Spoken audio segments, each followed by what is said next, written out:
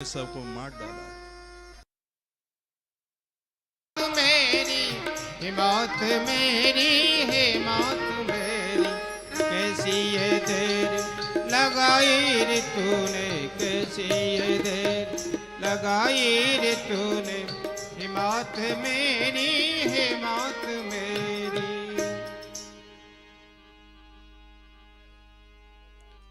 बोलिए बांके बिहारी लाल की जय हो, हनुमान जी महाराज की जय हो, झारखंड वाले बाबा की जय हो, जय जय श्री राधे श्याम।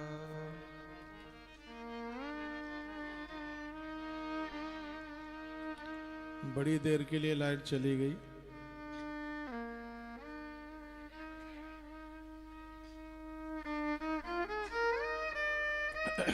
आइए भगवान श्री कृष्ण की बाल लीलाओं की तरफ चलेंगे, बड़ा आनंद होगा। मूलम ही विष्णु देवानां यत्र धर्म सनातन, तस्य च ब्रह्म गो विप्रः तपो यज्ञ सदक्षिणा। बात चल रही थी सनातन धर्म की ताकत है ये चीजें, गाय, उससे पहले वेद और ब्राह्मण, तपस्या जो आप उपवास वगैरह करते हैं, और यज्ञ, सदक्षिणा आ गई, जिसका नाम था पूतना। सुन ले, पूतना का अर्थ है पूताना अपि, जो पवित्र नहीं है उसे पूतना कहते हैं।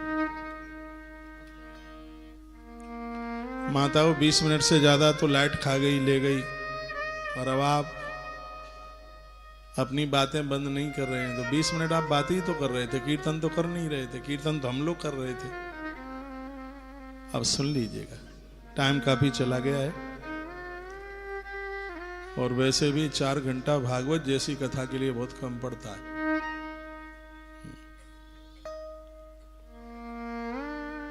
आप कहोगे तो ज्यादा कह दो, अब कह दो तब दें जब आप रुकोगे।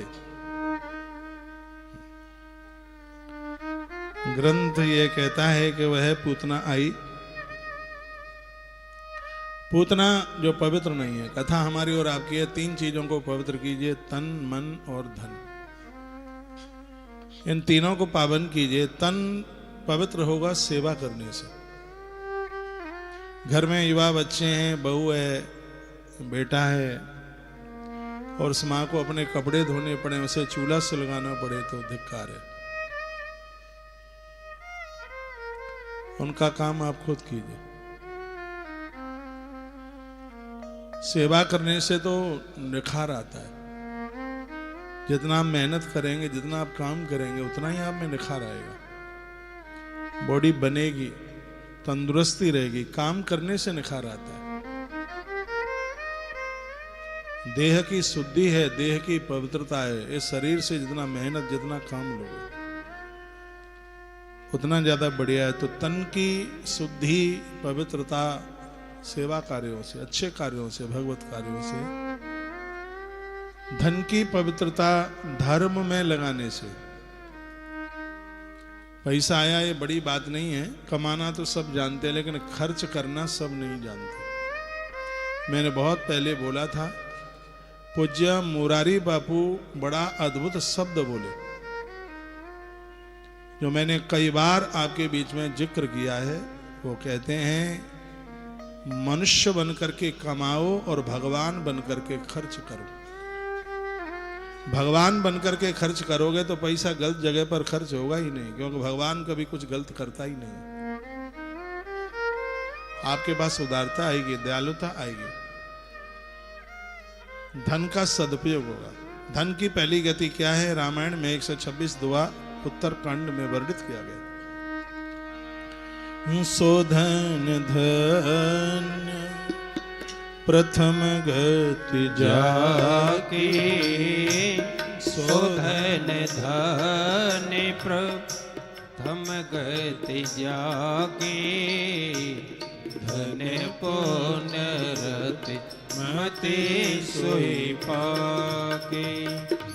शोधन धन प्रथम गति जाकी।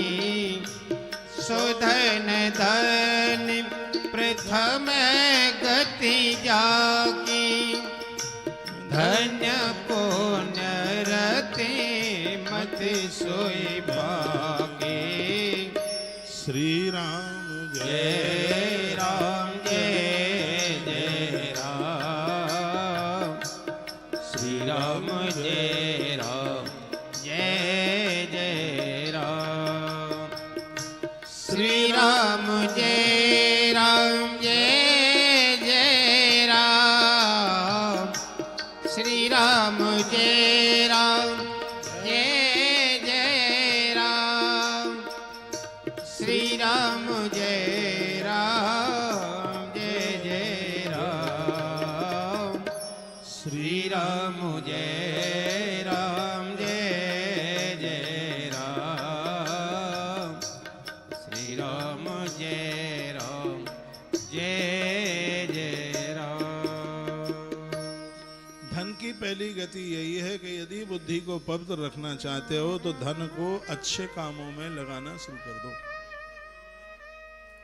बिरला जी ने 1939 में अपने पुत्र बसंत के लिए एक पत्र लिखा था, जीडी बिरला जी ने, और आज भी गूगल पर यह पत्र सुरक्षित है। मुझे जितना भी देश विदेश में आप सुन पा रहे हैं, श्री घनश्याम दास बिरला जी का ये पत्र पढ़ लेना। उन्होंने इसमें लिखा था, चिरंजीव वसंत, यदि यह धन धर्म के काम नहीं आया, धर्म में नहीं लगा, तो फैक्ट्री के जितने भी ये पुर्जे हैं, मशीनें हैं, ये शैतानों के हथियार बन जाएंगे, ये औजार।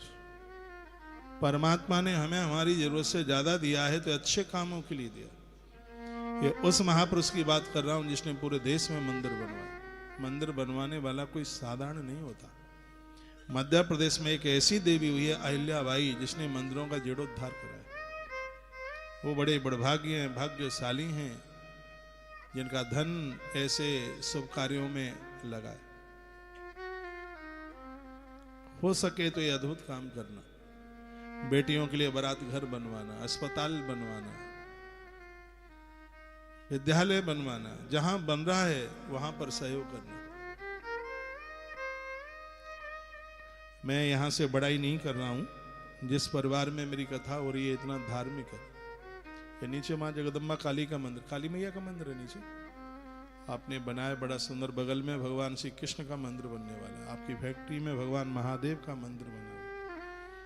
आपका परिवार पूरा इतना धार्मिक है। आपका मैया लक्ष्मी देवी अग्रवाल का एक बेटा तो बांग्लादेश ही छोड़ करके मायापुर में आके बस गया, भाई भीमसेन। इस्कॉन से भैया जुड़े हैं, इनको क्या आने की जरूरत थी, लेकिन ये अपने इष्ट के प्रति समर्पण, वहां का खिंचाव। मैं बेंगलोर गया था, श्री रेवंत मल जी झबर यहाँ बैठे हुए हैं।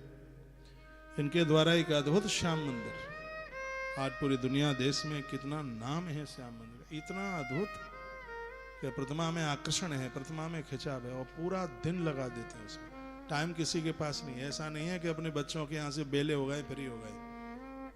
ये ईश्वर की एक कृपा है। ये कथा यही तो कहती है कि पूतना से वही बच पाएगा। पूतना वासना का नाम है, भोगों का नाम है, ये मार डालेगी, छोड़ेगी नहीं। ये से लोग तभी बच पाएंगे, वो धर्म संस्कृति के साथ जुड़े रहेंगे, शरीर से सेवा करते रहेंगे, मन से भजन करते रहेंगे, और धन को धर्म में लगाते रहेंगे, तो ही पापनी पूतना से जीव बच पाएगा। ये पूतना तो इतनी खतरनाक है, भगवान को मारने को चल पड़ी। तो कहती है कि 14 दिन में जितने जन्मे होंगे सबको मार डालूंगा। कंस ने पूछा कि तू इतनी कुरूप है? कहती है मैं जब सुंदर बनूं तो स्वर्ग की अप्सरा फैल हो जाए, बस मुझे अनुमति दीजिए आप। पूतना चली, ब्रज में पहुंची, पूतना गोकुल में पहुंच गई। भगवान का उत्सव मनाया जा रहा था, अंदर प्रवेश किया। यशोदा मैया ने पूछा भी तुम कौन हो? इसने परिचय दिया। तो मुझे जानती नहीं हो, मैं तुम्हारी बुआ की बेटी हूँ। मुझे लगा कि मेरी बहन के यहाँ लला भयो है तो मैं हूँ, बधाई देवे के दाएं चलिए। यशोदा माँ बहुत बोली। सीधे लोगों के ही जीवन में भगवान चल करके आते। राम वनवास की बात आई थी, मंथरा ने कैकेयी को भड़काया। कैकेयी ने कहा कौशल्या जैसी तो नारी नहीं हो सकती, इतनी पावन। तो मंथरा ने पूछा मैं कैसे मानूं कि कौशल्या एक बढ़िया स्त्री है, वो सीधी है, सहज है। तो कैकेयी ने क्या जवाब दिया, ये इस बात का प्रमाण है यदि माता कौशल्या सीधी भोली भाली शुद्ध पवित्र न होती तो उसकी कोख से राम जैसा बेटा कभी भी पैदा नहीं होता। इस बात का प्रमाण है, ये वो बोली। यही कथा माता यशोदा बहुत सीधी है, बहुत भोली। छल कपट बिल्कुल भी मत रखिए, दूसरों की तरह के उत्थान को देख करके कभी मत जलिए। ये दो चीजें बड़ी खतरनाक है, एक है राग और एक है द्वेष। जो है उसके ऊपर संतुष्ट नहीं है, दूसरों की तरक्की को देख करके कुड़ रहे हैं, जल रहे हैं। चाहे कितना भी कर लेना, भक्ति में कभी खुशबू नहीं आ सकती। एक बहुत अच्छे रामायणी हुए हैं, राजेश रामायणी, राम कथा कहते थे, वो इस समय दुनिया में नहीं है। सब जन इस महापुरुष का बड़ा आदर करते। उन्होंने अपने प्रवचन में एक बात कही, ये बैनर सुकड़ा बुरा लग रहा है, इसको देखो थोड़ा।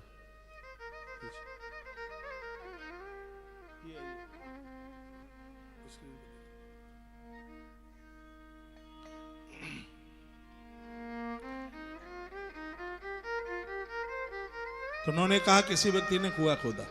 सुनिए, हमारे और आपके काम में बात आएगी, काम में आएगी बात। पानी मीठा निकला और वह व्यक्ति अपने गुरुजी के पास पहुंचा, प्रणाम किया और कहा गुरुदेव आपकी कृपा से कुएं से पानी बहुत मीठा निकला है। पानी भी बड़े भाग्य से मिलता है, संतान भाग्य से मिलती है, बड़े पुण्यों से मिलती है संतान। संतान मिल गई है तो किसी ने कहा था सुत दारा और लक्ष्मी पापी के घर हो। पापी के घर में धुंधकारी जैसी औलाद हो सकती है, लेकिन श्रवण कुमार जैसे बच्चे तो किसी पुण्यात्मा के ही घर में आते हैं, ये बिना पुण्यों के नहीं आ पाएंगे। अच्छी संतान, पानी बेटा पुण्यों से मिलता है।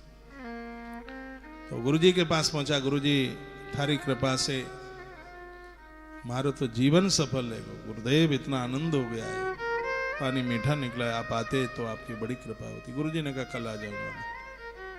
रात भर वो व्यक्ति इंतजार करता रहा। सुबह भोर में 4 बजे पहुंच गया कुएं पर, तो देखा कि कुएं में से दुर्गंध आ रही थी। ठीक से सुनिए, उसने पड़ोसियों को पूछा कि कुएं में से बहुत दुर्गंध आ रही है।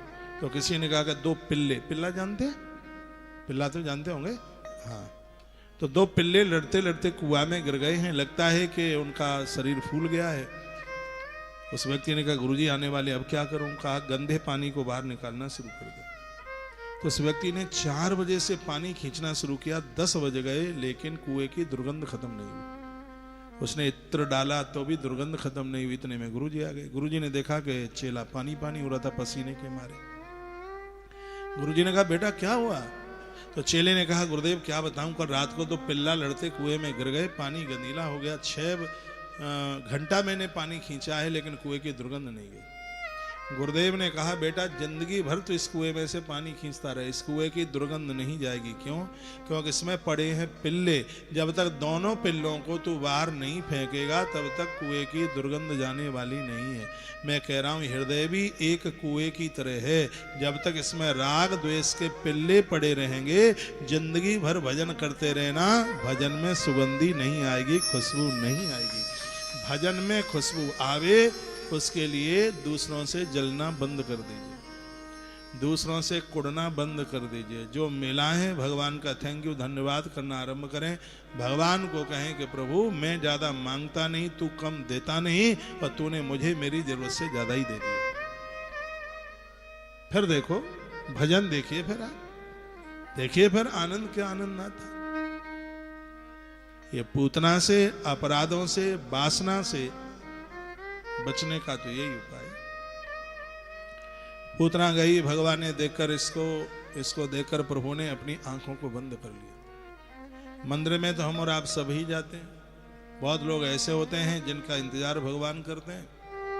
कुछ लोग ऐसे भी पहुंच जाते हैं, कोई थोड़ा बहुत पुण्य उनका होता है, जिन्हें देख करके भगवान अपनी आंखें बंद कर लेता है। उन्हें देखना पसंद नहीं करता। तो भगवान ने पूतना को देख करके अपने नेत्रों को बंद कर लिया। क्यों? इसलिए पूतना बच्चों को मारने को आई है। बहुत लिखने लायक बात है। बच्चों को मारने के लिए आई है। जो बच्चों को मारे, गर्भ में बच्चों को मारे, छोटे बच्चों को मारे, भ्रूण हत्या करे, बाप, ये पाप नहीं, पाप का बाप है। ऐसे स्त्री पुरुष को देख करके भगवान अपने नेत्रों को बंद कर लेते हैं। सबको जीने का अधिकार है। कभी भी गर्भ की जांच मत कराना। भागवत जब पूरी होती है तो यदुवंश के वो बच्चे महात्मा दुर्वासा के सामने यही तो पूछ रहे थे कि बताओ इस बेटी को, इस स्त्री को बेटा होगा कि बेटी? अपने प्रारब्ध के ऊपर जीवन जीना है। बेटी हो रही है, आने दो उसको। लक्ष्मीबाई आ रही है, दुर्गावती आ रही है, कोई विशेष बेटी ऐसी आ रही है कि जिसका कन्यादान करके तुम्हारे पुरखे तर जाएंगे, कुल पावन हो जाएगा। उसको जन्म लेने दीजिए, उसको मारिए मत। ग्रंथ में लिखा है जो नारी गर्भ में बच्चों की हत्या करती है उसका श्राद्ध कभी पूर्वजों को नहीं लगता। वो कभी यज्ञ में बैठने की अधिकारिणी है ही नहीं। उसको यज्ञ में बैठने का अधिकार ही नहीं दिया गया। ये पाप नहीं, ये पाप का बाप है। ये गलती कभी भी भूल के मत करना। इस गलती में कुछ दोषी है, वो स्वयं में तो दोषी है ही, वो डॉक्टर भी दोषी है जो कत्ल कर रहा है, बच्चे का मार रहा है। उसका पति यदि इसके ऊपर जोर दे रहा है तो वह भी दोषी है। और कभी कभी ये घर की बूढ़ी माताएं भी बहुओं को बड़ा कोसती हैं। हमारे घर में तो ऐसी बहू आई है, वो बस बेटियों को ही पैदा करती है। क्या ये भी उसके हाथ में है? आपके घर में बेटी का जन्म हो रहा है, उत्सव मनाइए, ईश्वर की कृपा से कन्या आई है। उस ग्रंथ को भी देखिए जहां कहा गया जिसके यहां 9 बेटी आई। करदम के घर में 9 बेटी आई। माता देवहूति से करदम बोले मैं कितना बड़भागी हूं, 9 कन्याओं का मैं पिता बना, मैं कितना भाग्यशाली हूं। आकाशवाणी हो गई। आकाशवाणी ने कहा जो बेटियों के जन्म को देख करके प्रसन्न होता है भगवान उसके घर में आते हैं। इसलिए परमात्मा बेटा बन के आ गया उनके घर में, कपिल बन करके आए भगवान, उनके पुत्र बन के आए। आकाशवाणी हुई थी। बेटियों के जन्म पर आपको खुशी होनी चाहिए। बेटी नहीं है, किसी गरीब की बेटी ले लो। मुंह बोली भी बेटी होती है। सीता माता मुंह बोली बेटी ही तो है। द्रौपदी कौन है? द्रौपद राजा की मुंह बोली बेटी है। द्रौपदी तो यज्ञ कुंड में से प्रकट हुई है। जिसको तुम मान लो वो अपना है और ना माना तो अपना भी पराया है। बस मानना ही तो है इसको। तो बच्चों को जो मारे भगवान उसे देख करके अपने नेत्र बंद कर लेते। पूतना बोल के आई थी ना कि जितने बच्चे सबको मैं मार डालूंगा। पूतना बनावटी भेष बना के आई। ईश्वर के दरबार में जैसे हो वैसे ही जाइए, जैसे हो वैसे। स्नान के बाद सबसे पहला प्रणाम भगवान को करो। कंगा कंगी, तेल, सीसा, दर्पण, सब बात की बात है। सबसे पहले भगवान को वंदन, भगवान को पहले प्रणाम कीजिए। स्नान के तत्पश्चात जब व्यक्ति नहा के घुसल खाने से, बाथरूम से बाहर निकलता है उसका माथा खाली होता है। और वो सुबह का भोर का समय ऐसा होता है दुनियादारी उस समय उसके मस्तिष्क में नहीं होती। और ऐसे समय में भगवान को एक बार प्रणाम किया गया 10,000 बार प्रणाम करने के बराबर है। और ये आप स्नान के बाद भगवान को प्रणाम और हाथ में 3 बार गंगा जल लेकर के आचमन कीजिए। ओम केशवाय नमः।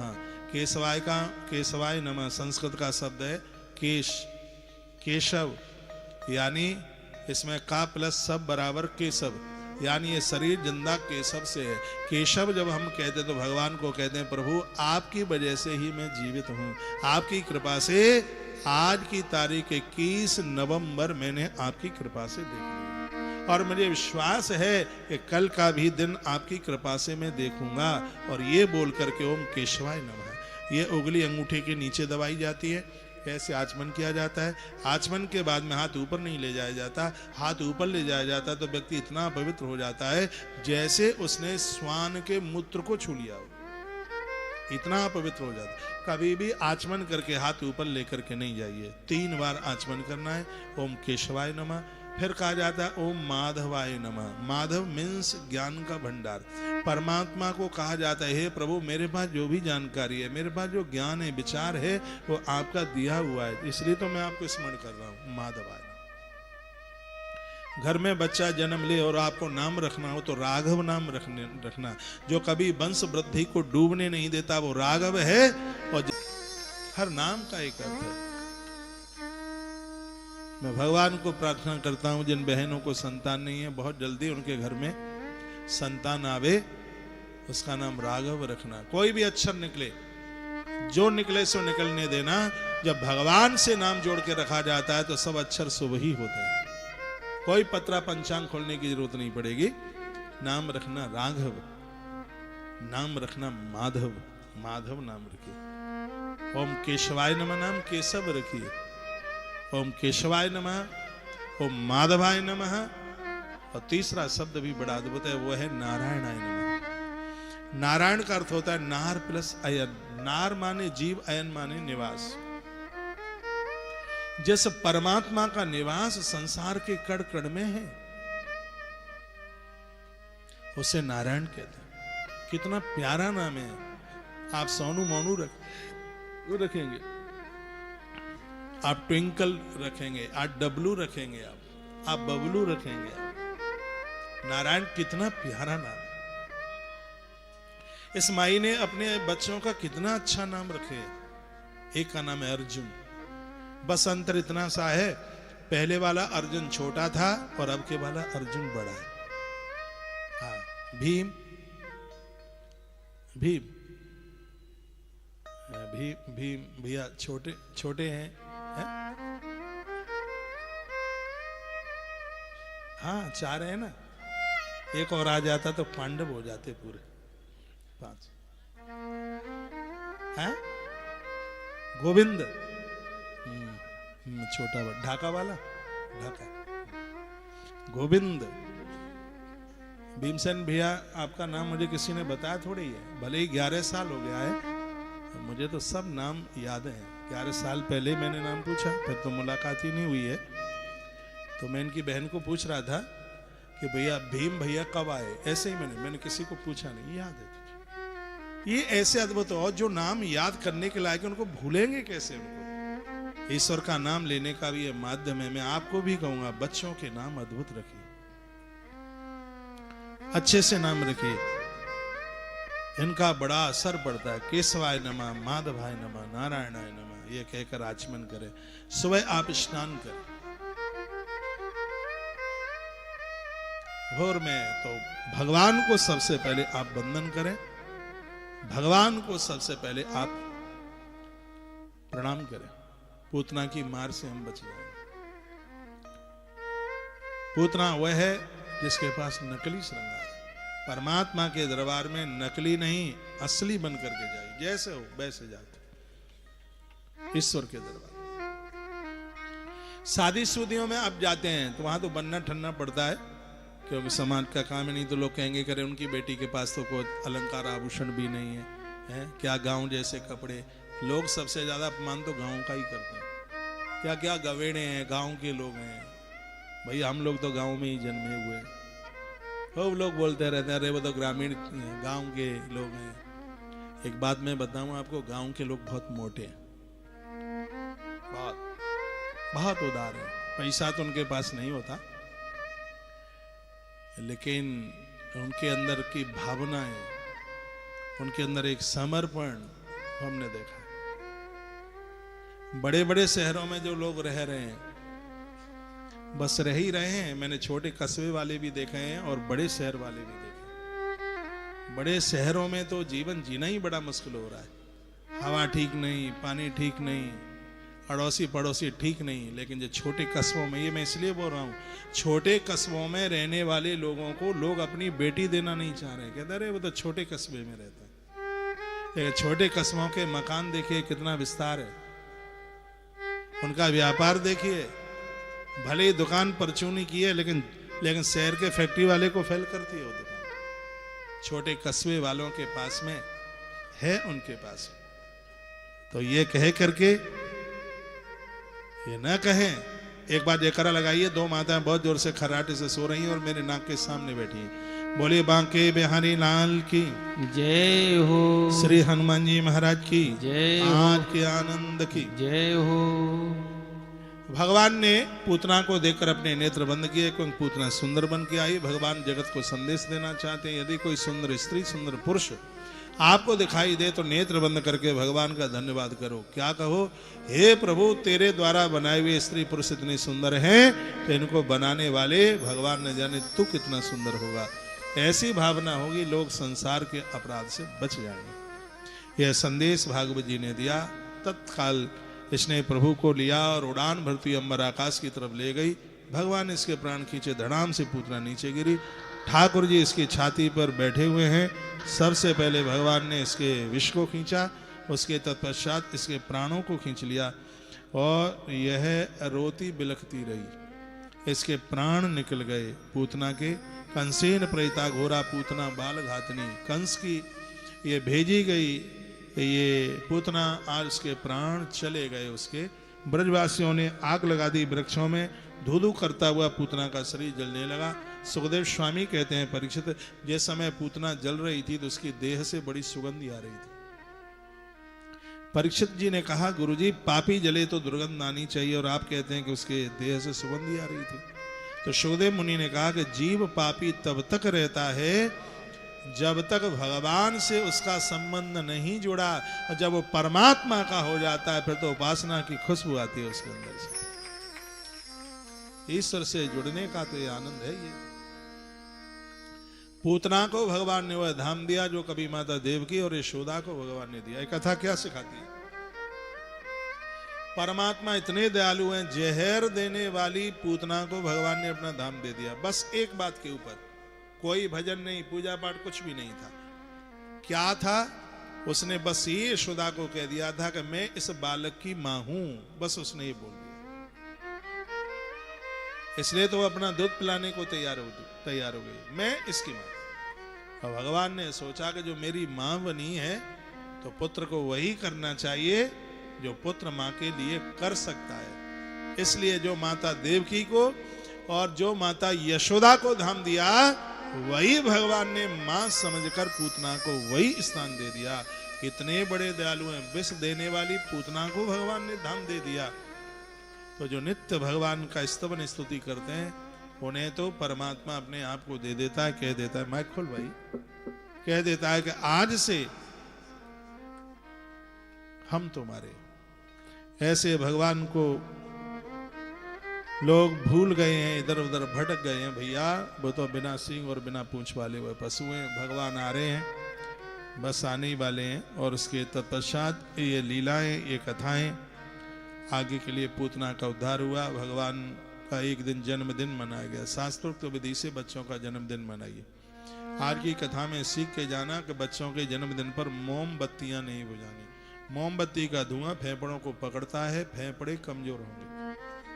मोमबत्ती पहले जलाते हो और फिर उनको बुझाते हो। इसका धुआं स्वास्थ्य के लिए बिल्कुल भी ठीक नहीं है। बच्चों का जन्मदिन मनाते हैं तो दिए जलाइए। कितना दिया जलाएं? जितने साल का बच्चा हो गया उतना दिए जला दो। एक दिया चौमुखा जला दो, उसको माता पिता दोनों, दादा दादी से जलवाओ, कोई गुरु लोग आए उनसे जलवाइए। बच्चे के जन्मदिन पर बेढंग से बनाया हुआ केक नहीं, बच्चे के जन्मदिन पर गोगव्य दीजिए उसको। हाँ, उसको हल्दी वाले दूध से स्नान कराइए। बच्चे हल्दी वाले वो उसे हल्दी वाले दही से उसको स्नान कराइए।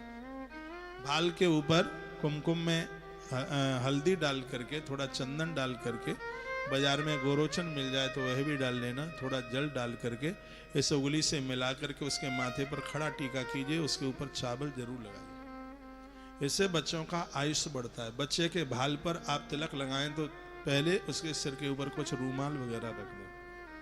जब बच्चे का आप जन्मदिन मनाते हैं तब उसका मुंह पूर्व की तरफ और तिलक करते समय आपका मुंह पश्चिम की तरफ होता है। उसको लकड़ी के पटे के ऊपर खड़ा करो, उसको आरती उतारो, उसको आप अपना आशीर्वाद दीजिएगा। दिए जला करके रखिए, इससे आपके बच्चे का आयुष्य बढ़ेगा। इस तरीके से आप जलाइए। हाँ, मैं नहीं कहता आप गुब्बारे ना फोड़ें। हाँ, इतना जरूर मैं कहूंगा कि गुब्बारों को खुद मत फोड़िए, इनको अपने आप फूटने दीजिए। इनको लगे रहने दीजिए तो अपने आप ही फूटेंगे। बच्चे को आप इस तरीके से यदि उसका जन्मदिन आप मनाते हैं, बच्चे की कीर्ति बढ़ेगी, उसका यश बढ़ेगा, उसके लिए बड़ा आनंद होगा। मैया ने इस ढंग से अपने बच्चे का जन्मदिन मनाया।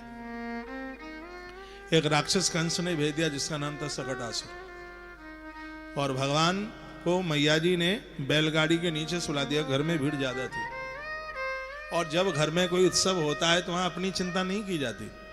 ये नहीं है कि हमारा बेडरूम खाली नहीं होना चाहिए, बिल्कुल खाली होना चाहिए। तुम सो जाओ रसोई में जाके, आने वाले लोगों के लिए स्थान होना चाहिए, जगह होनी चाहिए। जो घर में 4 लोगों के लिए भी जगह नहीं होती, ऐसे घर में 40 लोग आ जाते हैं। और मैं कहता हूं, जिनके हृदय में जगह है उनके ही घर में जगह है, जिनके हृदय में जगह नहीं उनके घर में भी जगह नहीं। बड़ा अच्छा लगता है, दुनिया भर के थैले ही थैले दिखाई दे रहे हैं, अटैची अटैची दिखाई दे रही है। एक तरफ जीजी आई, एक तरफ जीजी की ननद आई, ओ पूरा का पूरा घर भरा हुआ दिखाई देता। तो घर में इतनी भारी भीड़ थी, मैया उत्सव मना रही थी, बच्चे का जन्मदिन मना रही थी कि जगह ही नहीं थी। तो मैया जी ने अपने बेटे को बैलगाड़ी के नीचे बोरा बिछा करके और उसी के ऊपर लिटा दिया उसको। पुरानी बातें थी सब। इतने में वो आ गया राक्षस सकटासुर। उसने सोचा गाड़ी को दबा नहीं, कुचल करके मर जाएगा।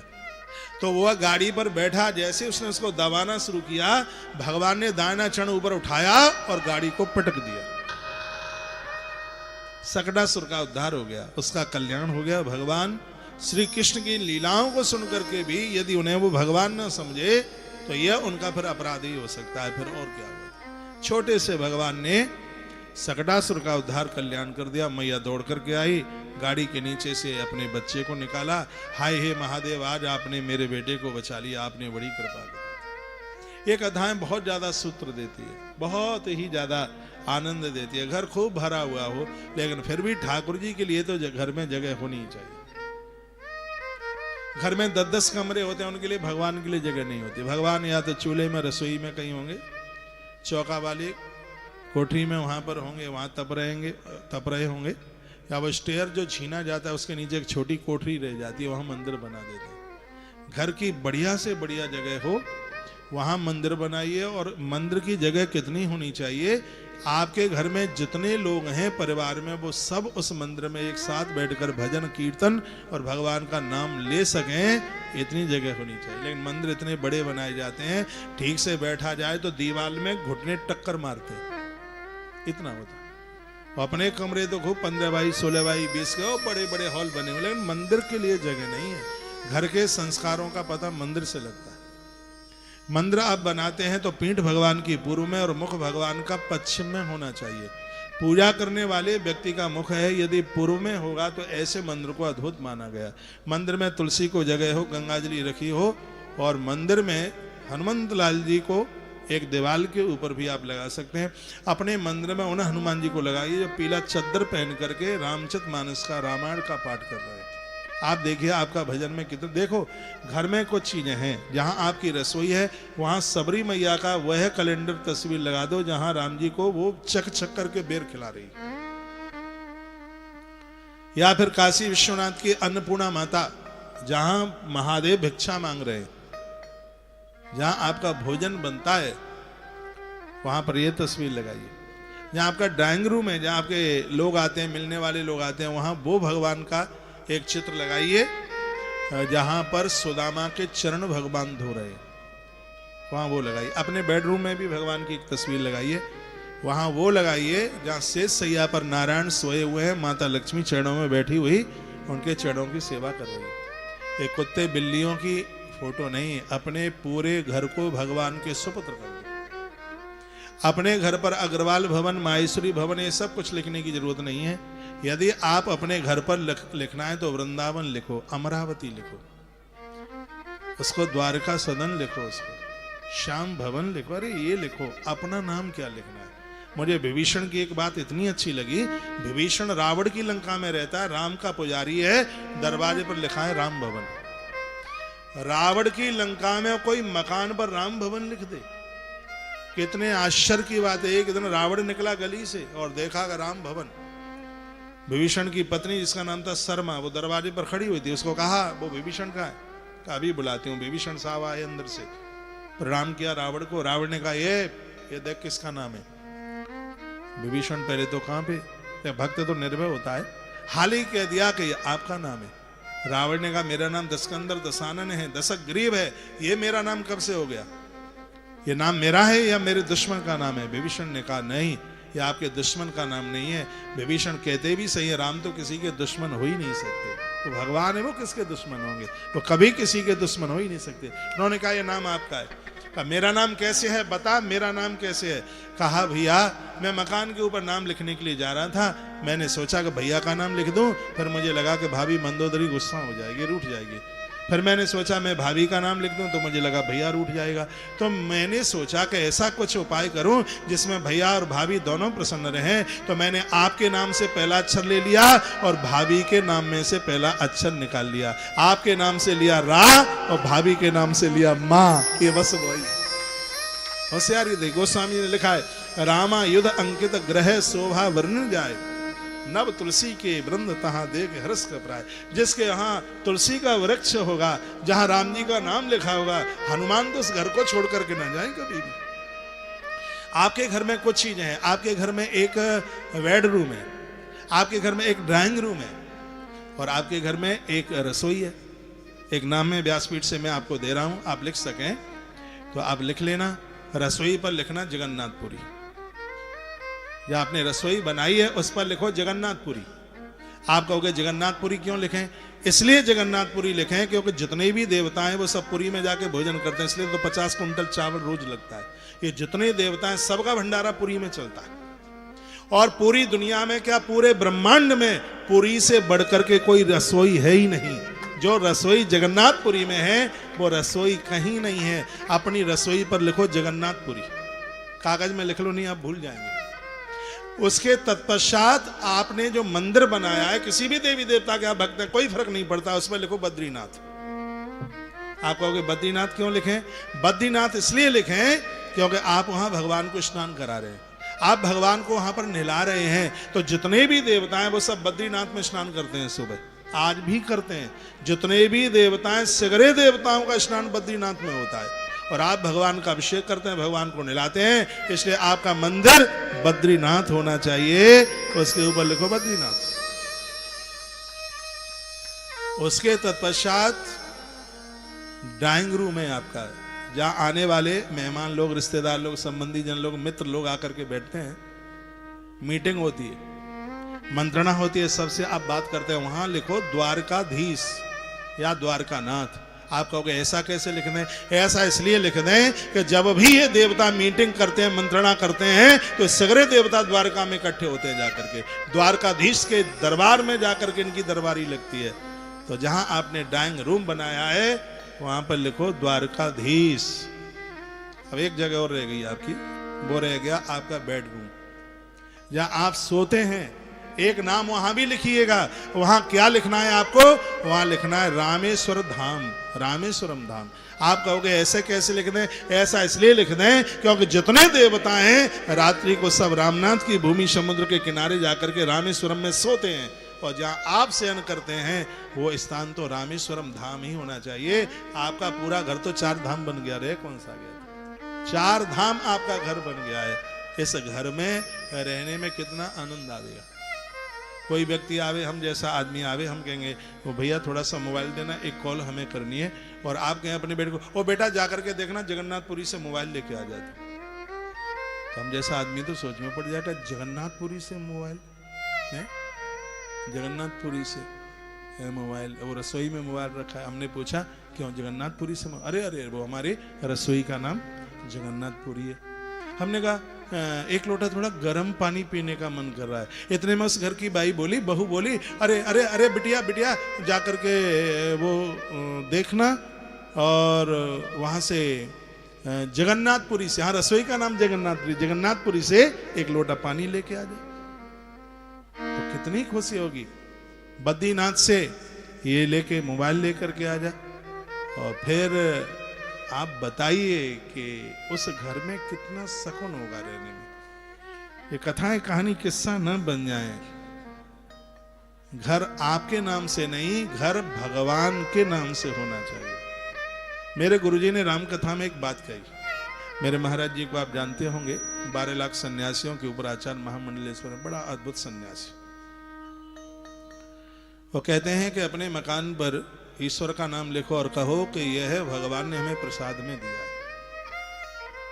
आपस में रहने वाले लोग, आप सेवाधारी हैं, मालिक भगवान भगवान। कहते हैं गाड़ी खरीद करके लाओ, तो ये मत कहो गाड़ी हम खरीद के लाए, ये कहो कि आज हमारे मालिक ने ये हमें प्रसाद रूप में दिया है, आज हमें भत्ता मिल गया है, ये हमारे भगवान ने, हमारे मालिक ने हमें दिया। कपड़ा लत्ता भी खरीद के लेके आओ, तो ये कहो ये सब चीजें हमारे भगवान ने हमें प्रसाद में दिया है। और जब स्थिति ऐसी बनती है, ऐसे लोग जनकपुर के वासी होते हैं।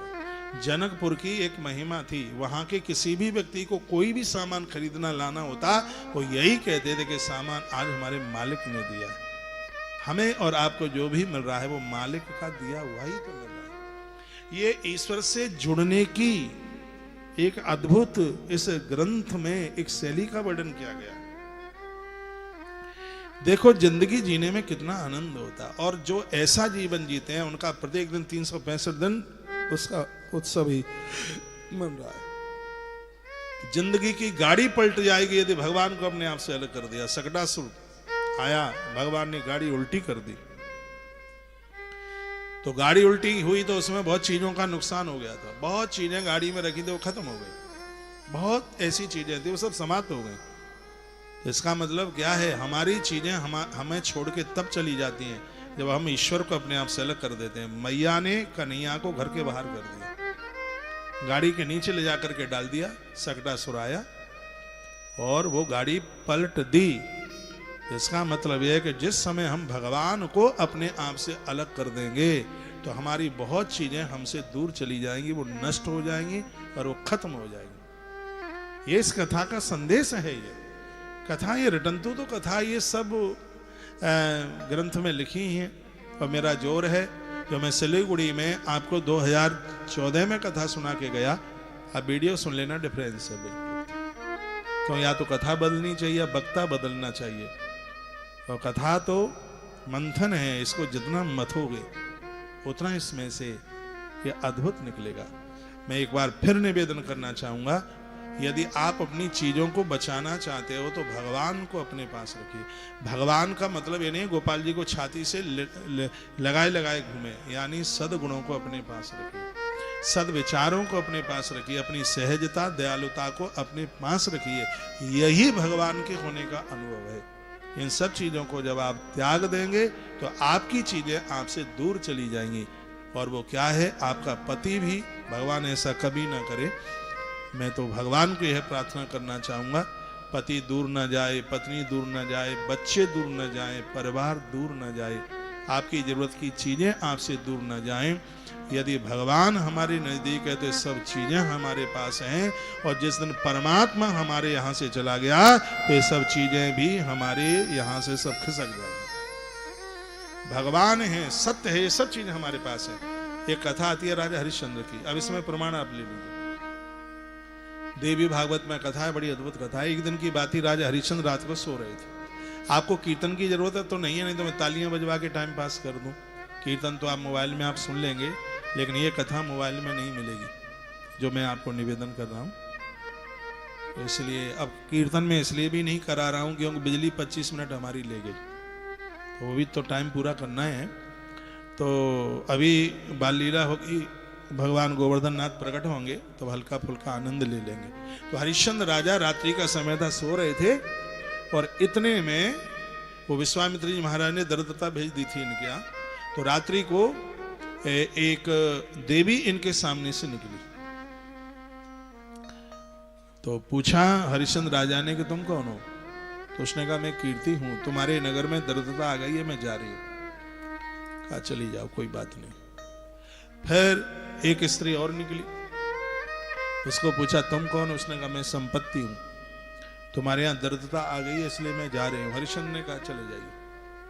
उसके बाद में एक पुरुष सामने से आया, कहा तुम कौन हो? इसने कहा मैं यश हूं, सम्मान हूं, और तुम्हारे नगर में दरिद्रता आ गई है इसलिए हम तुमको छोड़ करके जा रहे हैं। कहा चले जाइए, कोई दिक्कत की बात नहीं। ये सब निकल के चले गए। अंत में एक दिव्य चमचमाता हुआ दिव्य पुरुष सामने से निकला, अपने बिस्तर से खड़े हुए हरिश्चंद्र। पूछा आप कौन है? उन्होंने कहा मैं सत्य नारायण हूं, मैं सत्य देव हूं। ये सब लोग तुम्हें छोड़ करके चले गए हैं और मैं तुम्हें छोड़ करके जा रहा हूं। तो चरणों में हरिश्चंद्र गिर पड़े। हरिश्चंद्र ने कहा तुम्हारी वजह से मैंने संपत्ति, कीर्ति और सम्मान सबको छोड़ दिया, तुम ही तो मेरे जीवन का सब कुछ हो भगवान, क्या आप मुझे छोड़ के चले जाओगे? भगवान की आंख में आंसू आ गए, क्या तुम्हें छोड़ के राजन में कभी नहीं जा सकता, परीक्षा ले रहा था, भगवान रुक गए, जो चीजें छोड़ के गई थी वो भी वापस चल करके आ गई। यदि भगवान को हरिश्चंद्र चले जाने देते तो सब चीजें चली जाती, और भगवान रुके तो जो गए यश मान सम्मान कीर्ति संपत्ति लक्ष्मी जो निकल गए थे वो सब लौट लाट करके आ गए। ये कथाएं हमें संदेश देती हैं, आप कितने भी व्यस्त हो अपने घर को इतना सुंदर बनाओ, छोटा सा मंदिर बनाएंगे उसमें तुमको बैठाएंगे। ये बेधर्मी, ये दूसरे धर्म के जो लोग हैं वो हमारे मंदिरों की बड़ी आलोचना करते हैं, कहते हैं सब ऐसे ही कुछ, ऐसा कुछ नहीं होता। इसी कलयुग में मीरा को जहर दिया गया था, लड्डू गोपाल जी के मुंह में झाग निकला, इसी कलयुग की बात है। ये नकली नहीं है, सांचो प्रेम प्रभुते होवे मूर्त बोले काट की। राजस्थान में एक जगह है मकराना, ये वहां की ये घटना है। पुष्कर में पूर्णिमा का मेला लगता है, कार्तिक में बहुत बड़ा मेला, लाखों लोग आते हैं। तो उस घर में एक छोटी सी बेटी थी जिसका नाम था कर्मा। इस घर में जगन्नाथ प्रभु की पूजा होती थी। तो पिताजी ने कहा बेटी हम तो पुष्कर नहाने को जा रहे हैं, क्या तू प्रभु की पूजा कर लेगी?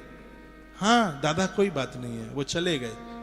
इसने खिचड़ी बनाई, गांव का देसी घी उसके ऊपर डाला और उसके रख दिया। 3 दिन हो गए लेकिन खिचड़ी खाई नहीं भगवान ने। उसको तो यह लगा, उसको तो पता ही नहीं था कि भगवान भाव के भूखे, उसको तो लगा कि शायद कटोरा खाली कर देंगे वो। 3 दिन हो गए, इसने पानी तक नहीं पिया, चौखट पर बैठी रही। कहती है लगता है कि प्रभु तू शर्मीला है, मैं पर्दा डालना भूल गई। पर्दा डाल दिया, 24 घंटा फिर बैठी रही। देखा पर्दो भूल गई रे समरिया, पर्दो फिर लगायो, पर्दा लगा। फिर देखा उसने कि वो तो खिचड़ी तो खत्म नहीं हुई है। अपना 7वें दिन मत्था पटकने को तैयार हो गई, तो यदि ये नहीं खाएगा तो मैं मर जाऊंगी।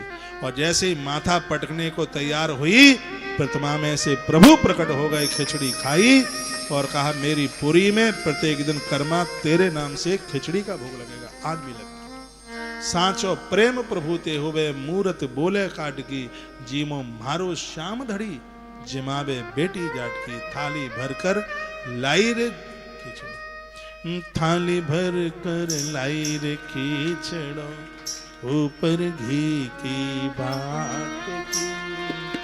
जी में मारो श्याम धनी, जिमावे बेटी जाट की। थाली भर के लाई खिचड़ो, ऊपर की बाट के। जी में मारो श्याम धनी, जिमावे बेटी जाट के। बाबुल मारो घाम गयो है, ना जाने कब आवे गो। बाबुल मारो घाम गयो है, ना जाने कब आवे गो। बाकी भरोसे बैठो रहियो, भूखो ही मर जाएगो। आज जिमा हो तनिक खिचड़ी हो, आज जिमाओ तनिक खिचड़ो, काले रावड़ी बाट के। जी में मारो श्याम धड़ी, जिमावे बेटी जाट के। थाली भर के लाई खिचड़ो, ऊपर की बाट के। जी में मारो श्याम धड़ी, जिमावे बेटी जाट के। पर्दो भूल गई हो समरिया, पर्दो फेर लगायो है। पर्दो भूल गई रे समरिया, पर्दो फेर लगायो है। धावलिया की ओट बैठ के श्याम की चढ़ो खायो है। बोले हूँ सांचो प्रेम प्रभु सो, मूर्ति बोले काट के। जी में मारो श्याम धड़ी, जिमावे बेटी जाट की। बड़े भर के लाई खींचड़ो ऊपर घी की बाट के जीवे मारो श्याम धनी दिवावे बेटी जाट की भक्ति हो तो करवा जैसी सामरिया घर आवे गो भक्ति हो तो करवा जैसी सामरिया घर आवे गो कौशिक भगवत कार प्रभु के हर्ष रस गुण गावे गो भक्ति हो तो करवा जैसी सामरिया घर आवे गो भक्ति हो तो करवा जैसी सामरिया घर आवे गो कौशिक भगवत कार प्रभु के हर्ष हर्ष गुण गावे गो साचो प्रेम प्रभु से हो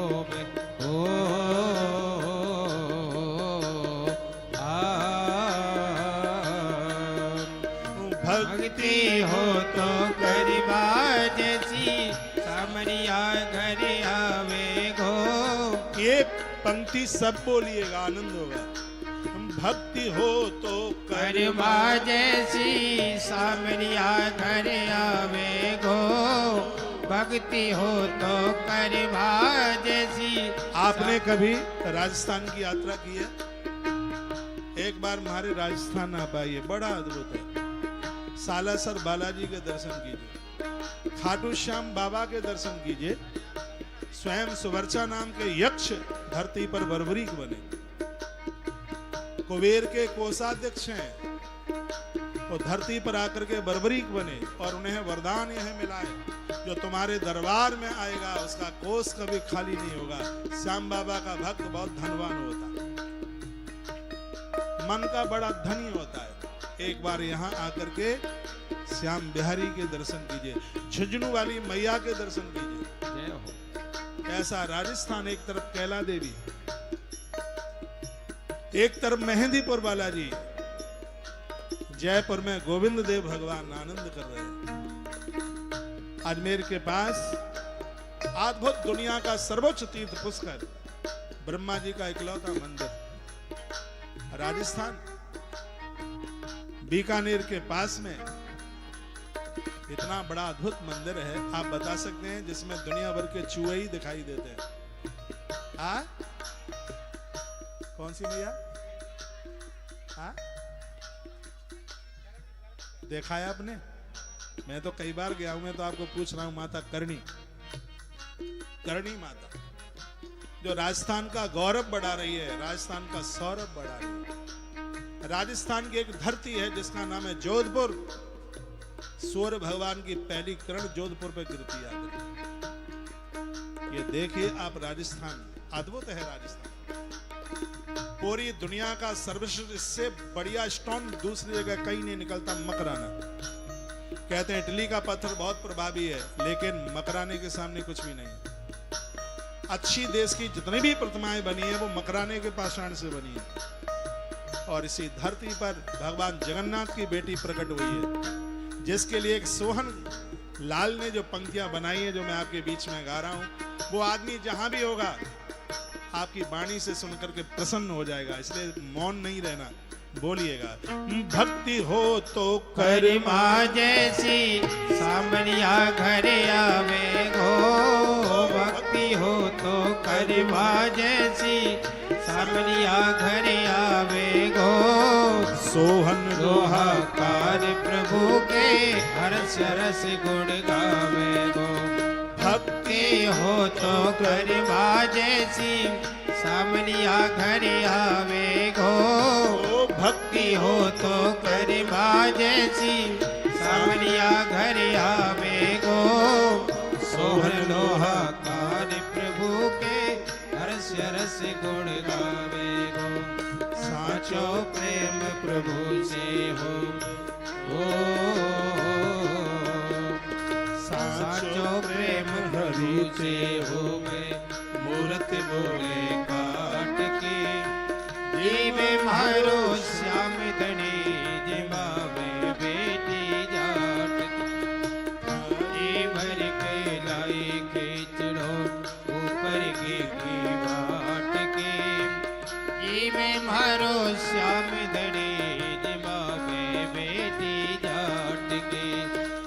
बड़ी बड़ी के लाए खींचड़ ऊपर के वाट के जीवे मारो श्याम धनी जिमावे बेटी जाट के। ईश्वर से जुड़ के रहिए, आनंद हो जाएगा। जिसने धन को ही सब कुछ मान लिया है, उनके लिए एक पंक्ति बोलूंगा। दुनिया के धनवानों सुन लो, एक दिन ऐसा आएगा। दुनिया के धनवानों सुन लो, एक दिन ऐसा आएगा। धन दौलत और माल खजाना यही पड़ा रह जाएगा। दुनिया के दीवानों सुन लो, दुनिया के धनवानों सुन लो, एक दिन ऐसा आएगा। धन दौलत और माल खजाना यही पड़ा रह जाएगा। सुंदर काया मिट्टी होगी, ओ सुंदर काया मिट्टी होगी, चर्चा होगी गली गली। ले लो रे कोई राम का प्यारा, सुर मचाओ गली गली। राम नाम के हीरे मोती मैं बिखराओ गली गली। ले लो रे कोई राम का प्यारा, सुर मचाओ गली गली। क्यों करता तू मेरा मेरा या तो तेरा मकान नहीं, क्यों करता तू मेरा मेरा, या तो तेरा मकान नहीं। धन दौलत के बने पुजारी, आखिर वो इंसान हुए। धन दौलत के बने पुजारी, आखिर वो इंसान हुए। धन दौलत के बने पुजारी, आखिर वो इंसान नहीं। 2 दिन का ये चमन खिला है, हो 2 दिन का ये चमन खिला है। अंत में होगी चला चले। ले लो रे कोई राम का प्यारा, सुर मचाओ गले गले। राम नाम के हीरे मोती मैं बिखराओ गले गले। राम नाम के हीरे मोती मैं बिखराओ गले गले। ले लो रे कोई राम का प्यारा, सुर मचाओ गले गले। थाली भर के लाए खींचड़ो ऊपर की वाट के। ये मैं मारो श्याम धनी जिमावे बेटी जाट के। थाली भर के लाए खींचड़ो ऊपर की वाट के। ये मैं मारो श्याम धनी जिमावे बेटी जाट के। बोलिए भक्त वत्सल भगवान की जय हो। श्री हनुमान जी महाराज की जय हो। भगवान को रहने के लिए 14 स्थान बताए गए। ये 14 चीजें हों वहां भगवान रहते हैं। तो उसमें एक ये भी है, तुम्हें निवेदित भोजन करही प्रभु प्रसाद पट भूषण धरही। जिन घरों में भगवान को रोज भोग लगाया जाता है, भगवान अयोध्या त्याग सकते हैं, लेकिन उन लोगों के घर को नहीं त्याग सकते। तो यही वैष्णवों की बड़ी पहचान है। वैष्णवों के घर में 11 का व्रत होता है। वैष्णव तुलसी पहनता है, वैष्णव गौ माता को चंदिया देता है, वैष्णव गंगा जल का प्रत्येक दिन आचमन करता है, वैष्णव ठाकुर जी का नित्य भोग लगाता है। ये वैष्णव की पहचान। तो श्रीमद् भागवत हमें परम वैष्णव बना देती है। अद्भुत कथा है। ठाकुर जी थोड़े से बड़े हुए, नाम संस्कार का समय आया और गर्गः पुरोहितो राजन यदूनाम सुमहातपा ब्रजम जगाम नंदस्य वसुदेव प्रचोदता। वसुदेव जी के कहने से गर्गाचार्य जी आए। बच्चों के नाम अपने मन मुताबिक नहीं, शास्त्रोक्त विधि से किसी गुरु महापुरुष के मुंह से बच्चों का नाम संस्कार कराई, क्योंकि 16 संस्कारों में से ही नाम संस्कार एक है। तो श्री गर्गाचार्य जी आए, गर्गाचार्य जी के चरण छुए गए, धोए गए, बंदन पूजन किया गया और गौ सदन में गौशाला में नाम रखा गया। लेकिन अलक्ष्य तो इसमें रहेसी मामी केरप गोब्रजे। नंद बाबा ने कहा आचार्य जी आप चुपचाप एकांत गौशाला में स्वस्ति वाचन के साथ और आप बच्चे का नाम संस्कार कर दें। नंद बाबा ने उस समय नहीं मानी। जो व्यक्ति 10 साल में आपको बुलाता है और एक बार न बुलाए तो ऐसी कौन सी आफत आ गई। नंद बाबा ने अपने खास भाइयों को भी नहीं बुलाया, क्योंकि आचार्य जी ने मना कर दिया था कि कंस को कहीं भान पता न लग जाए, तो एकांत में अकेले में एक गुपचुप में नाम रखा गया था, किसी को बुलाया नहीं गया। और बाद में जिनको पता लगा कि इतना बड़ा उत्सव हुआ तो उनको बुरा नहीं लगा, भाइयों को भी बुरा नहीं लगा। छोटी छोटी बात के ऊपर मुंह फूल जाते हैं, मुंह लटक जाते हैं, वो तो इतना बड़ा आदमी हो गया उसने बुलाया ही नहीं। तो ये कथा का यह भी एक बड़ा अद्भुत संदेश है। अलक्षितोऽस्मिन् रहसि, एक रहस्य के साथ में भगवान का नाम रखा गया, नाम संस्कार किया गया, किसी को नहीं बुलाया गया और नाम शकल देकर, सूरत देकर, उसके गुणों को देख करके और ये नाम रखा गया। अहम क्या कहा गया, अहम ही रोहिणी पुत्रो रमेन सुहृदयी गुड़ई। जिनको जन्म माता रोहिणी ने दिया है और बड़े गोरे हैं, बड़े सुंदर हैं, इनके अंदर बड़ी गुणवत्ता है। जो लोग इधर उधर भागेंगे सबका कंप्रोमाइजन समझौता ये बालक कराएगा और इसमें बल बहुत होगा, इसलिए हम इसका नाम बलभद्र रखते हैं। बलभद्र, हल कंधे पर होगा। बड़ी लंबी कथा है। बलराम जी के पास हल ब्रह्मा जी ने लाके दिया था और बलराम जी के पास जो हल था ये वही हल था जो त्रेता में महाराज जनक ने खेत की जुताई करने पर माता जानकी को प्रकट किया था, ये वही हल था। एक कथा थी, बहुत संक्षेप में मैं आपको सुनाई देता हूँ। पहले जब विवाह होते तो मंडप के नीचे दूल्हा भोजन करता था, तो उसके 2-4 मित्र भी होते थे, तो दूल्हा रूठ जाता था भोजन करने से पहले। आप रूठे होंगे, आपको पता हो तो वहां कुछ मांगता था है। गांवों में दूल्हा रूठता तो साइकिल मांगता था गांवों में, और उससे पहले दूल्हा रूठता था तो भैंस मांगता था। हाँ, भैंस, और भैंस दी जाती थी, उसकी सांस भैंस देती थी, दूध की दुधारू भैंस, उसके लिए वो रूठता था, भैंस चाहिए। और उसको कुछ न कुछ, कभी कभी वो अंगूठी के लिए रूठ जाता था। गले में वो क्या बोलेंगे, लर बोलते हैं, चैन को क्या बोलते हैं हिंदी देहाती भाषा में, वो अंगूठी के लिए और चैन की जंजीर के लिए वो दूल्हा रूठता। और पूरी गली में हल्ला हो जाता कि रामा देवी का दामाद है वो अंगूठी के लिए रूठ गया है। तो फिर उसको मनाया जाता, उसकी ठोड़ी पर हाथ लगाया जाता, बेटा अगली विदाई पर आओगे तब हम अंगूठी दे देंगे। वो कहता नहीं, मैं नहीं खाता, भले ही भूखा है कितना भी, लेकिन वो रूठता था। फिर उसको दिया जाता था और फिर वो खाता, बड़े प्रेम से खाता था। वो जमाना था। फिर थोड़ा सा टाइम चला, गाँवों में शादी में वो दूल्हा रूठता था, काहे के लिए, राजदूत मोटरसाइकिल चाहिए। राजदूत मोटरसाइकिल चलती थी उस समय, तो उसके लिए वो रूठता।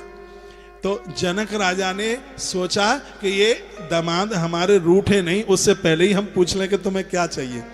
हाँ, बाद में रूठ के देंगे तो वो तो ठीक नहीं है, तो उन्होंने पहले ही पूछना शुरू कर दिया। बड़ी अद्भुत कथा है, आपकी समझ में आ रही है कि नहीं आ रही है। तो जनक राजा ने पूछा राम जी को, आपको जो मांगना है हमसे मांग लो, पर रूठना मत, आपको क्या चाहिए आप मांग ले। राम जी ने कहा, पिताजी सब आनंद है, हमें कुछ नहीं चाहिए। राम जी तो बड़े मर्यादित हैं। राम जी ने कहा नहीं चाहिए।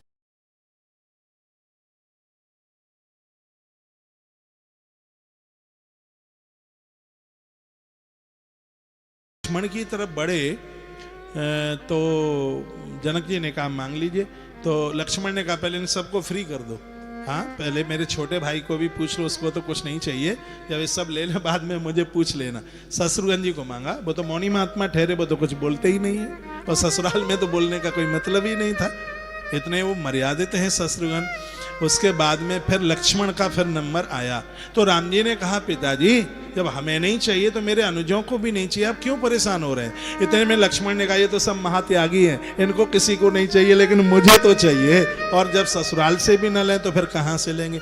ससुराल से चीज मिलती है तो लोग बड़े प्रसन्न होते हैं। हम बड़े छोटे छोटे हुआ करते थे, एक व्यक्ति को ससुराल में से घड़ी मिली, वो सबको दिखाई दिखाई घूमता है और ये अपनी कोहनी की कमीज ऊपर कर लेता है कि ये घड़ी सबको दिखाई दे। वो कहता है कि मेरी घड़ी कभी बंद नहीं होती। कहा क्यों नहीं होती, ये हमें हमारी ससुराल से मिली है इसलिए बंद नहीं होती। वो बड़ा खुश होता है। तो लखन लाल ने कहा कि ससुराल से भी न ले तो फिर कहाँ से लेंगे, हमें तो जरूर चाहिए। क्या चाहिए लक्ष्मण बोल दो। कहा आप बिल्कुल दे दोगे। हाँ हम बिल्कुल दे देंगे। तो इधर दशरथ राजा खड़े थे। दशरथ राजा ने कहा बेटा नकटा कराएगा हमें, हम रघुवंशी, हम कभी किसी से मांगते नहीं और तू मांग रहा है। लक्ष्मण ने कहा जब बेटा हो ससुराल में तो पिताजी को ज्यादा बच्चे के आसपास होना ही नहीं चाहिए। तुम यहाँ खड़े क्या कर रहे हो, चले जाओ यहाँ से। आपके लिए भी संदेश है। तो दशरथ जी वहां से चल लिए। अब सबको लग रहा कि लक्ष्मण ना जाने क्या मांगेगा और जनक राजा पता नहीं दे भी पाएंगे कि नहीं। सबकी टकटकी लग गई। महात्मा लोग बारात में आए थे, वो भी सामने आ गए कि दशरथ का बेटा ना जाने क्या मांगेगा।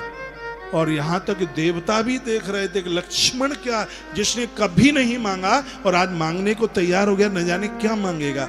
जनक राजा ने कहा बेटा मांग।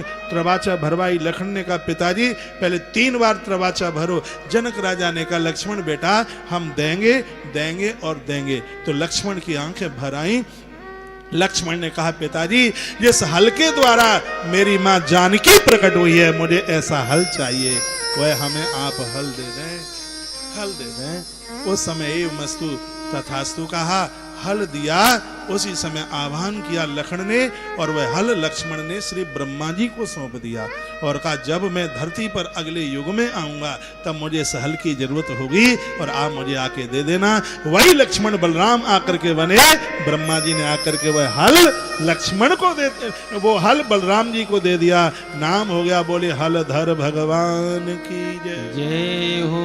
एक दिन मैंने बोला है कि जो हलधर बलराम का नाम लेगा उसकी सभी समस्याओं का समाधान हो जाएगा, वो घोर संकटों से बच जाएगा। एक दिन मैंने बोला आपको ध्यान हो, हरिचंद्र हनुमान जी और हलधर, इन 5 का नाम लेने से व्यक्ति घोर संकटों से बच जाता है। एक बात आज हम आपको पूछ ही नहीं पाए, कथा समझ में आ रही है कि हम बस ऐसे ही चल रहे, धद पैसा चल कलकत्ता, धद पैसा चल कलकत्ता। समझ में आ रहा है? धन्यवाद आपका। आइए मैं आगे के लिए बढ़ूं। पुराने ब्रजपते साधवो दश पीड़ता, जो दुष्टों का मर्दन करेगा। और ये छोटा पुत्र आसन बना श्रेय ऐसा ग्रहित ने युगम तनु सकलो रक्त स्थापित इदानिम कृष्णताम गता। ये हर युग में आता है। जब ये आता है सतयुग में तब ये शुक्ल गोरा होता है और त्रेता में आता है तो ये लाल वर्ण का होता है, द्वापर में पीत और जब ये कलयुग में तो सांवले रंग का होता है। और फिर कहा प्राग्यम वसुदेवस्य कुछ जातास्त आत्मा जहा, ये वसुदेव का पुत्र होने की वजह से इसका नाम वासुदेव होगा। तो मैया बगल में बैठी थी, मैया ने कहा तो हमारा बेटा नहीं है, तो क्या वसुदेव का है? तो भगवान ने अचक से नोच लिया गुरुजी को, कहा गुरुजी ये बताओ नाम रखने को आए हो कि हमारी पोल खोलने के लिए आए हो? हमारी लीला एक भी पूरी नहीं हुई, आप कहते हैं कि वसुदेव का पुत्र है। गुरुजी ऐसा नहीं कीजिए। तो गुरुजी ने हाल ही भाषा बदल दी, कहा ये पहले कभी वसुदेव जी का पुत्र रहा होगा, लेकिन मैया आज तो ये तेरा बेटा है, ये नंद नंदन है, यशोदा नंदन है, ये मधुसूदन है। और एक नाम गर्गाचार्य जी ने बड़ा अद्भुत रख दिया और वह है कृष्ण।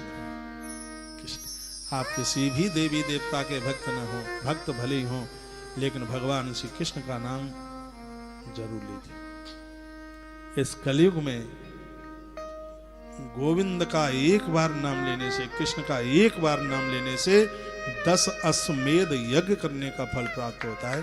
कृष्ण के नाम की इतनी बड़ी महिमा। हरे राम राम राम हरे हरे, हरे कृष्णा कृष्णा कृष्णा हरे हरे। एक ऐसा नाम है, चलते फिरते उठते बैठते खाते पीते लड़ते झगड़ते हर क्षण हर पल चैतन्य महाप्रभु ने, इस्कॉन के प्रभुपाद स्वामी जी ने बड़ा प्रचार किया था। इसमें कृष्ण और बलराम दोनों का नाम है कन्हैया। इसमें जो राम है वो बलराम जी के लिए, लेकिन इसको हम लोगों ने ऐसे भी माना कि इसमें जो राम है वो मर्यादा पुरुषोत्तम प्रभु श्री राम है, इसलिए राम के भक्त हैं तो इसको बोलते हैं हरे राम राम राम हरे हरे, हरे कृष्ण कृष्णा कृष्ण हरे हरे। जो कन्हैया के भक्त हैं वो पहले कहते हैं हरे कृष्णा कृष्णा कृष्ण हरे हरे और हरे राम राम राम हरे हरे। कहते हैं कोई अपने मुख से प्रभु का नाम ले रहा हो और ऐसे मुख का दर्शन कर ले हमें, हम तो तत्काल हमें त्रिवेणी नहाने का फल मिल जाता है। जप करने वाले व्यक्ति का मुख दर्शन हो जाए, कोई मुंह से राम राम कर रहा हो, प्रभु की बात सुना रहा हो, तो तत्काल प्रयाग में त्रिवेणी नहाने का फल मिल जाता है। ऐसा शिव महापुराण में लिखा है, विद्येश्वरी संहिता में। आप शिव पुराण जरूर पढ़े। जितना सदाचार का वर्णन शिव महापुराण में है, बहुत प्राचीन ग्रंथ है, इतना कहीं नहीं है। जिसमें भगवान शिव ने कहा जो विष्णु का द्रोही होगा उसके ऊपर मैं कभी प्रसन्न नहीं होऊंगा। उस ग्रंथ में भगवान नारायण ने कहा है कि जो शिव का द्रोही होगा उसके ऊपर मेरी कभी कृपा नहीं हो सकती। स्वयं नारायण के शब्द हैं, और हूं एक गुप्त मता सबई कहूं कर जोर, शंकर भजन बिना नरा भगतन पाम हो। शिव के बिना भक्ति नहीं मिलती। जिनका मन भजन में नहीं लगता, पूजा पाठ में नहीं लगता, ऐसे लोग अपने इष्ट के दर्शन के लिए शिव की शरण में जाएं। नारायण के परम भक्त हैं जिनका नाम है नरसिंह, लेकिन भगवान का दर्शन करने के लिए नरसिंह महादेव की शरण में गए। भोलेनाथ नरसिंह को लेकर वृंदावन वंशीवट आए। कहा प्रभु आपके भगत को लेके आया हूं। कहा दीजिए। प्रभु ने झोली की, नरसिंह को बैठा दिया। शंकर जी ने कहा भक्त है पक्का, भूलना मत। तो भगवान क्या बोले, गोविंद कृष्ण कहते हैं जो आपके माध्यम से मेरे दरबार में आता है प्रभु, उसको तो मैं कभी भुला ही नहीं सकता। आपके माध्यम से जो मेरे दरबार में आए उसे मैं कभी नहीं भुला सकता। ये भगवान का काम। आजकल तो भक्तों में भी पार्टी पड़ गई है। वो शंकर के भक्त हैं, वो कृष्ण के भक्त हैं, वो राम जी के भक्त हैं, वो दुर्गा जी के भक्त हैं, वो इनके भक्त हैं, वो उनके भक्त हैं। देवताओं में पार्टी नहीं है, भक्तों में पार्टी। नेताओं में पार्टी नहीं है, ये जनता में पार्टी पड़ी है। वो उसका झंडा लगाएगा, उसका प्रचार करेगा, उसको लगाएगा। वो सब आपस में बात करते हैं, एक दूसरे के फंक्शन में जाते हैं। ये सब देवता एक दूसरे के आसपास हैं, सब एक ही है, लेकिन यहाँ भक्तों में पार्टी पड़ रही है।